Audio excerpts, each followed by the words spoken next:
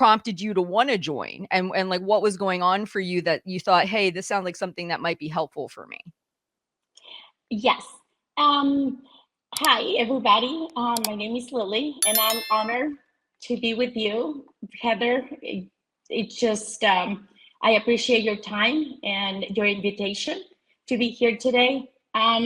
What prompted me, and believe it or not, I was listening to the podcast where you were coaching me Yeah. and how frantic and how my mind was running the show.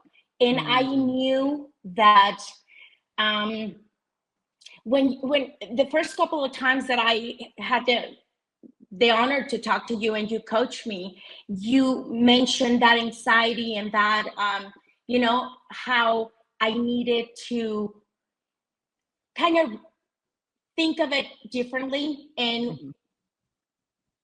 just observe my thoughts.